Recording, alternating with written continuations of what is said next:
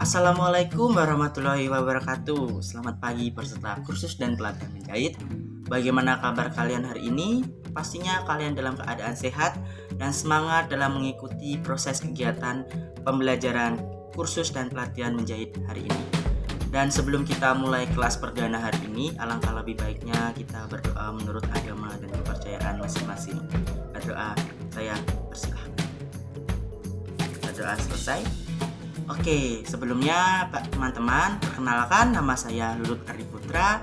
Saya di sini berperan sebagai tutor dalam membimbing kalian untuk melaksanakan kegiatan pembelajaran kursus dan pelatihan menjahit hari pertama ini.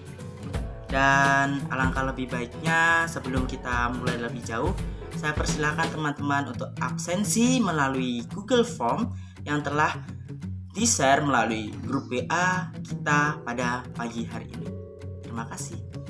Baik, setelah kalian mengisi daftar hadir melalui Google Form yang telah disediakan, saya ucapkan selamat datang kepada kalian peserta kursus dan pelatihan menjahit yang telah bergabung pada kelas hari ini.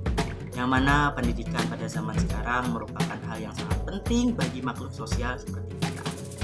Pastinya kalian memiliki tujuan yang sama dalam mengikuti kegiatan pembelajaran hari ini, yaitu untuk mengasah skill dan kemampuan yang kalian miliki supaya dapat lebih baik lagi dan dapat dipergunakan dalam kehidupan sehari-hari.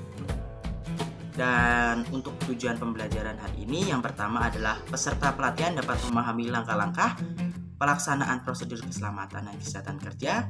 Yang kedua adalah peserta pelatihan dapat mengerti dan menyiapkan alat kerja sesuai dengan kebutuhan. Yang ketiga adalah peserta dapat memahami dan mengetahui situasi darurat dan bagaimana cara menanganinya. Dan untuk metode pembelajaran yang digunakan pada kelas hari ini, yang pertama adalah ceramah, yang kedua adalah diskusi kelompok atau diskusi individu, dan yang ketiga adalah penugasan. Dan tanpa menunggu lama lagi, mari kita mulai materi yang pertama. Dan macam-macam alat K3 dalam lingkungan menjahit. Yang pertama adalah alat pelindung kaki. Nah, alat pelindung kaki ini misalnya seperti sepatu, seperti gambar di samping, yang mana sepatu ini harus terbuat dari bahan yang sesuai dengan jenis pekerjaan yang berfungsi untuk menghindari kerusakan kaki dari tusukan benda tajam, tertimpa benda yang berat, dan lain sebagainya. Dan untuk yang kedua adalah sarung tangan. Sarung tangan ini berfungsi untuk melindungi tangan dari tersusuknya benda-benda tajam seperti jarum atau tergores gunting saat kita melakukan pekerjaan kita di lingkungan menjahit, seperti gambar di atas. Dan yang ketiga adalah pakaian khusus menjahit. Nah, untuk pakaian khusus menjahit ini terbentuk seperti apron saat kita memasak. Namun pada pakaian menjahit ini dilengkapi oleh beberapa saku yang berfungsi untuk menjadi tempat kita dalam meletakkan benda-benda yang akan kita gunakan. Nah, ketentuan untuk memakai sebuah apron pelindung harus dibiasakan di luar baju kerja. Hal ini digunakan supaya apron dapat melindungi diri dari rambatan-rambatan panas atau nyala api saat kita melakukan pekerjaan menjahit. Dan yang ketiga adalah alat pelindung hidung atau mulut. Nah, untuk alat pelindung hidung atau mulut ini bertujuan untuk menahan debu dalam kita melaksanakan kegiatan pekerjaan kita dalam menjahit, yaitu seperti gambar di samping, yang mana ini tidak menutup kemungkinan bahwa debu-debu seperti potongan kain-kain kecil dapat kita hirup sehingga dapat mengganggu sistem pernapasan kita. Dan yang keempat adalah pelindung kepala. Nah, pelindung kepala ini terbentuk atau terbuat dari plastik seperti gambar di atas, yang seperti topi mandi, yang bertujuan untuk melindungi kepala dari hal-hal yang tidak diinginkan, misalnya seperti rambut terlilit oleh putaran mesin jahit saat mesin jahit sedang kita gunakan. Yang terakhir adalah pelindung telinga. Nah, pelindung telinga ini berfungsi untuk melindungi telinga dari gemuruhnya mesin-mesin yang jika gunakan atau suara bising yang dapat merusak telinga kita, seperti itu. Dan untuk materi selanjutnya akan saya lanjutkan. Terima kasih. Baik, untuk solusi mengatasi terjadinya kecelakaan kerja di tempat kerja dibagi menjadi 3. Yang pertama adalah upaya pencegahan kecelakaan kerja melalui pembinaan dan pengawasan. Dan yang kedua adalah upaya pencegahan kecelakaan kerja melalui pengendalian bahaya. Dan yang ketiga adalah upaya pencegahan kecelakaan kerja melalui sistem manajemen. Baik, apakah ada yang ditanyakan mengenai solusi mengatasi terjadinya kecelakaan kerja di tempat kerja? Oke Mbak Galuh, saya persilakan untuk pertanyaannya. Baik, terima kasih atas pertanyaan yang telah diberikan terkait bagaimana upaya pencegahan kecelakaan kerja melalui pembinaan dan pengawasan. Nah, untuk solusi dari upaya kita dalam melakukan pembinaan dan pengawasan di tempat kerja, yang pertama adalah melakukan pelatihan dan pendidikan terhadap tenaga kerja. Yang kedua adalah konseling dan konsultasi mengenai penerapan K3 bersama tenaga kerja. Dan yang terakhir adalah pengembangan sumber daya ataupun teknologi yang berkaitan dengan peningkatan penerapan K3 di tempat kerja. Baik, seperti itu jawabannya Mbak. Apakah ada yang ditanyakan? Terima kasih kalau sudah dimengerti. Dan apakah ada pertanyaan lain? Silakan untuk Mbak Arifah pertanyaannya. Baik, terima kasih atas pertanyaannya. Dan pertanyaannya terkait bagaimana juga upaya pencegahan kecelakaan kerja melalui pengendalian bahaya. Nah, untuk kecelakaan kerja melalui pengendalian bahaya ini juga yang pertama adalah pemantauan atau pengendalian kondisi tidak aman di tempat kerja, misalnya seperti konsleting arus listrik yang dapat menyebabkan kebakaran. Dan yang kedua adalah pemantauan dan pengendalian tindakan tidak aman di tempat kerja, misalnya seperti perilaku ceroboh kerja yang dapat menimbulkan korban jiwa, misalnya seperti lupa memakai peralatan pelindung diri saat bekerja.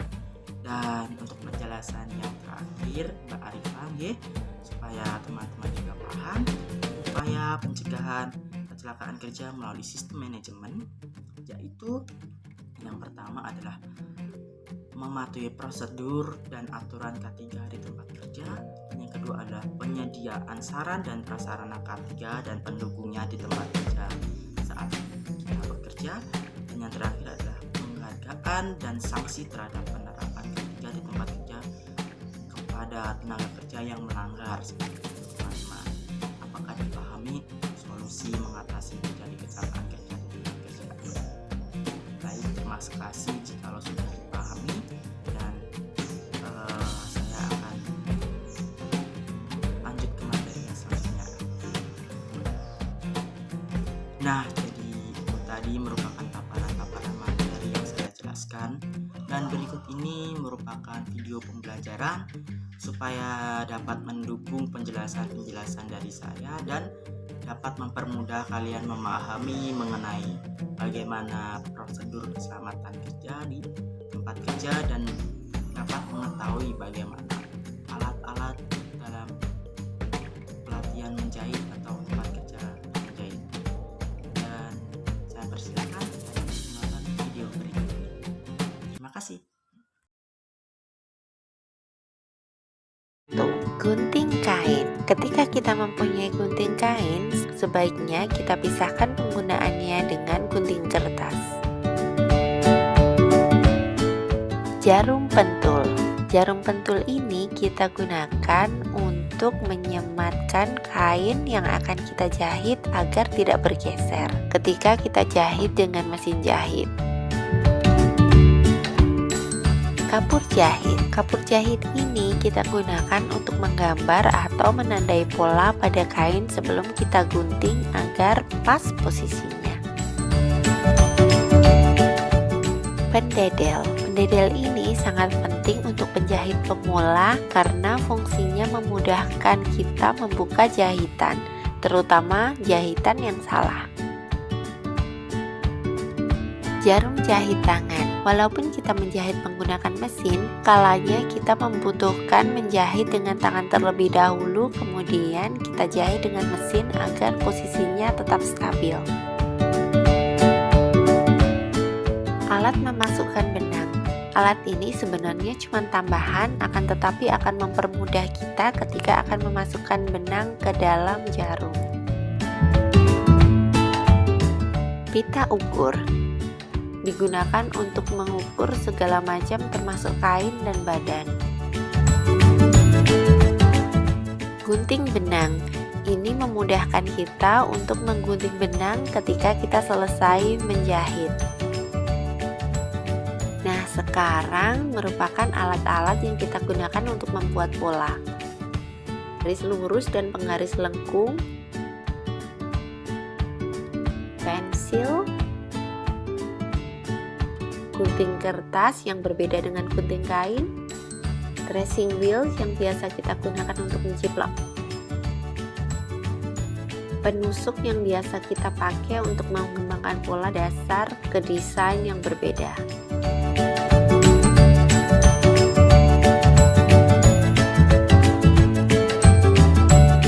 Jadi seperti itu untuk paparan video pembelajaran hari ini. Apakah ada yang ditanyakan terkait penjelasan dalam video pembelajaran yang saya paparkan? Mungkin kalian cukup jelas untuk materi yang saya paparkan dan melalui video pembelajaran yang saya perlihatkan. Dan untuk kelas hari ini sudah selesai. Saya ucapkan terima kasih kepada kalian yang telah hadir dalam mengikuti kegiatan pembelajaran kursus dan pelatihan hari ini. Dan untuk penguatannya, kalian jangan khawatir dalam melakukan sebuah pekerjaan, yang mana pekerjaan-pekerjaan pastinya memiliki sebuah resiko yang dapat menimbulkan kecelakaan atau dapat menimbulkan cedera pada diri kalian masing-masing. Oleh karena itu, pemahaman tentang keselamatan dan kesehatan kerja sangatlah penting sebelum kalian melakukan sebuah pekerjaan di tempat kerja. Seperti itu teman-teman. Dan terima kasih untuk kalian yang telah bergabung, dan saya ucapkan selamat datang kembali untuk kalian, dan juga stay safe, tetap di rumah teman-teman, jaga kesehatan dan jaga jarak di luar rumah. Terima kasih. Saya tutup kelas hari ini. Selamat pagi. Wassalamualaikum warahmatullahi wabarakatuh. Terima kasih teman-teman.